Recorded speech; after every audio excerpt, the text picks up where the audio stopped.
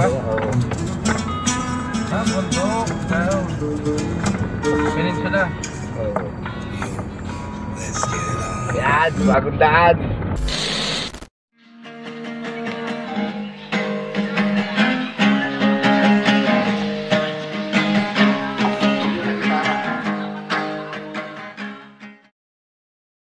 Yon mga pangkista, papunta na nga kami ng Bicol at dito kami dumaan mga pangkista.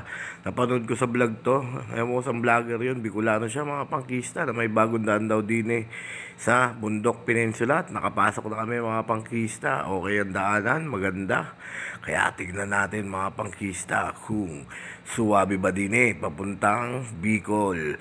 Ang labas mo dito mga pangkista is Gumaka, bypass na tayo. Mag-Gumaka bypass, tapos pa-Lopez na mga pangkista. May iwasan natin ang bayan ng Atimonan, Plaridel, Unisa at ng Gumaka. Let's get it on mga pangkista. Tignan natin kung masaya din rock and roll.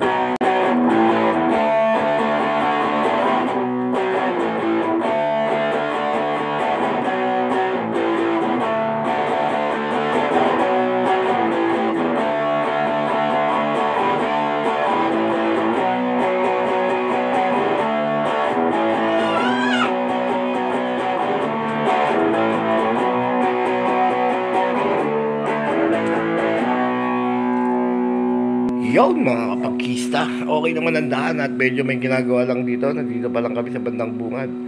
At mga kapagkista, hindi pa rin nawawala ang zigzag kasi bundok nga mga kapagkista, di ba? Bundok Peninsula, alright. Ang maladaan natin dito mga kapagkista sa bayan ng Ugisan at ilang bayan pa din At checkin natin kung anong mga bayan yon. Panoorin nyo na lang mga kapagkista. At super suabe, may mga mangilan-ngilan nang dumadaan. Tama yung sabi niya, kukunti pa rin na nadaan dito. Pero ang sabi sa akin ng aking kasamahan, ang daanan daw na to ay mas malayo, mga pangkista. Mukhang napasubo yata kami. Mas malayo na ng 25 kilometers kesa doon sa dadaanan na normal na daan, yung dating daan. Alright, ito ay bagong daan. Kaya let's get it on sa mga pangkista.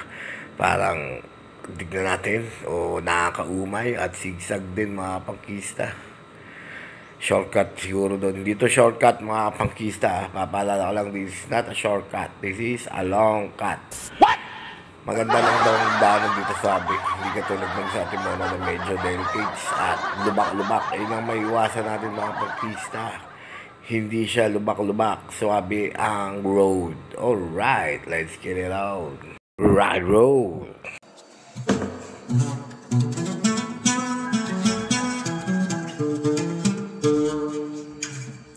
Yo, let's get it on.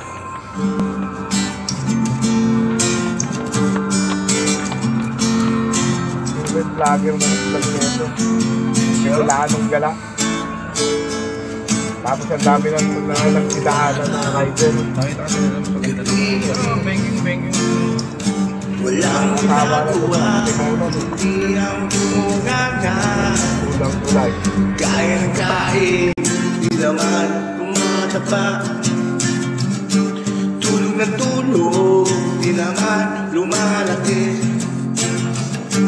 Lagi na lamang laman ka ng kalye.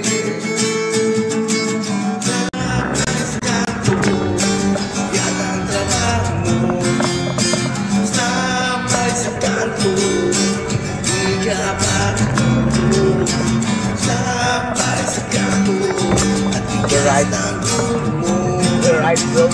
Samay sa kanto, kailan ka magbabago?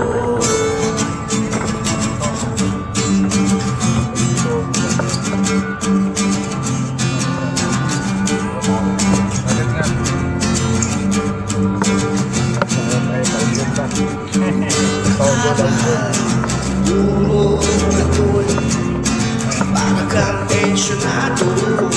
Talong pa si Lolo. Ang bilis ang iyong inaatupag. Kapag kinakabuo buon ng babakla. Samay sa kanto, yan ang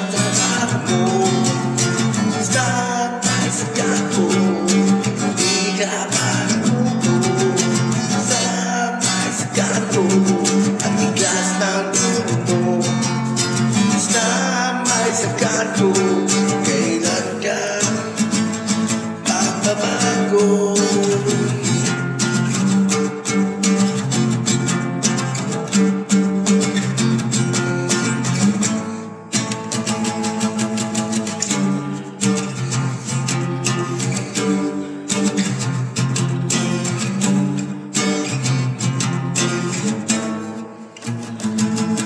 Yun, mga pangkisa, tayo ito yung padiretso na yun. Yun o, papuntang Atimonan daw ho yun. Mga pangkisa, dumagan sa at ito, dire-diretso pa rin tayo.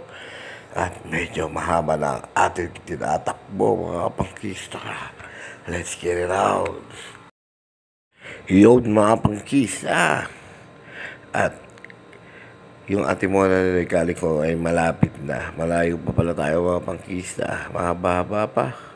At bababa na naman tayo ng bundok ng peninsula. Pababa na to, aakit na naman siguro tayo pag umaka, mga pangkista. Bundok-bundok siya pero sa kabihan daanan, mga pangkista. At medyo safe kasi may shoulder. At yun, tignan nyo, one way din lang siya pero kukunti lang sa sakit, di katulad nung normal na daanan, mga pangkista. At ako ay medyo nauumay na. My goodness, medyo malayo na ang aming tinatakbo. At napakahaba ho talaga. Pero kung imagine mo rin, pagpapunta ka pag nag-Atimonan ka, aakit ka ng bituan ng manok. Mabilis lang yung bituan ng manok. Wala pang 10 minutes, maababaan na. Ay 15 minutes, maababaan na. Dito Pero sigsag yun doon, mga pangkista. May posibilidad pa lagi traffic. Pagbaba mo ng Plaridel, traffic. Unisan pala, traffic, tas Plaridel, traffic pa rin. Kaya mas okay na rito. Walang masyadong build up ng sasakyan. Tiyagaan nga lang at medyo malayo. Pero sa sasakyan naman namin, hindi naman magasto sa crudo yun. Matipid to. Walang problema. Pero malayo talaga. At hindi naman po kami nagmamadali dahil chill drive lang kami, mga pangkista. Let's get it out.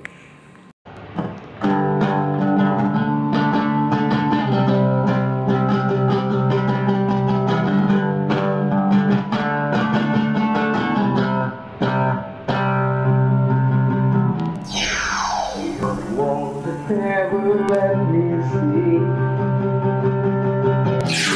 my down to my feet, touch my lips. You're one that I can't wait to see. With you here by my side, I'm in ecstasy. Yun, mga pangkisa, at sinahaba-haba nga naman ang biyahe din ay papunta na tayong Gumaka. Meron na pong signboard pag Gumaka po sa kaliwa at padiretso po yung Pakatanawan, mga pangkista. At akin na pong ikukwento dahil akin lang pong inedit tong video na to, ay napakahaba pa po bago tayo makarating sa bypass, mga pangkista. Ay pinas forward ko na siya. Okay siya daanan, mga pangkista, napakaswabe at walang traffic, dire-diretso lang. Pero parang medyo malayo. Pero kung ikukumpara mo doon sa lumang daanan, halos parehas din, mga pangkista. Dito swabe pero medyo nakakaumay dahil sa sobrang ganda ng kalsada ay mauumay ka talaga, kapangkista. Kaya let's get it on lang ang buhay. Kung sinong gusto ng swabing daanan, daan na kayo rin At sigurado swabe ang inyong biyahe. Medyo may mga ginagawa lang, may mga nagre-reblocking, may mga nag-aayos ng kalsada. At patuloy po nilang ini-improve ang kalsada na to dahil sa pagdating ng panahon, sabi ni Aisa Sigera, ay dito na ay marami nang dadaan sa mga turistang ayaw malubak. Di nila ayaw, mga pangkista. Let's get it on lang. Ayan po, lumalabo na po ang aking video dahil ang bilis na po ng takbo namin, mga kapangkista. Aakyat pa ho tayo din at mapagbabaho ay yun na, sa bypass na. Bypass na ng Gumaka, mga pangkista. Kaya let's get it on. Ipagpatuloy ang one eternity later. buhay. Maraming salamat na nadaanan ko na to. Salamat sa vlogger na nag-tips. At meron pa palang ibang daan papuntang Bicol. Medyo nakatulong na rin siya kasi ang daming bayan ang naiwasan nyo at ang daming lubak ang naiwasan namin. Kaya let's get it on, mga pangkista. Yung roll ang buhay. Salamat sa pagsama sa biyahe. Peace out.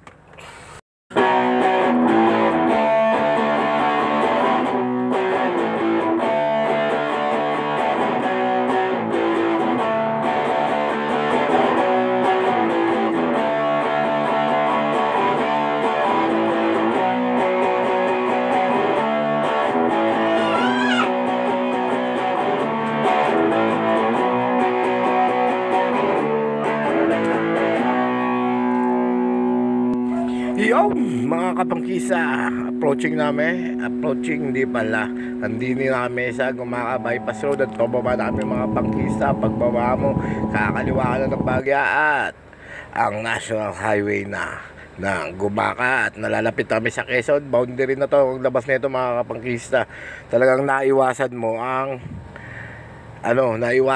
ang city ng Gumaca, ang city ng Gumaca na malubak at matraffic. Alright mga pangkista, talagang the best din siya pang biyahe ng Bicol mga pangkista, kasi suwabe lang ang maneho mo dito at suwabe ang takbuhan nyo at medyo malayo pa sa disgrasya dahil kokonti kayong mga sasakyan. Yun naman ho ang gusto natin, di ba? Ang makabiyahe ng suwabe. Kaya sasuggest ko, dumaan kayo rito, pero kung nagmamadali kayo at gusto nyo nang malapit at ayaw nyo mag-aksaya ng krudo nyo, kung sasakali ay dito na kayo dumaan. Mga kapangkista, kita na ang kalisada, maulan na po. At dahil maulan na, ay papasok na tayo ng Lopez, Quezon. Alam nyo ba mga kapangkista, kapag napapasok kami ng Lopez, Quezon, ay kada biyahe ko ng Bicol ay laging naulan. Kasi gifted ang bayan na to, ang Lopez, Quezon. Kung mainit sa Maynila, sa Lopez, maulan. Alright mga kapangkista, ito na.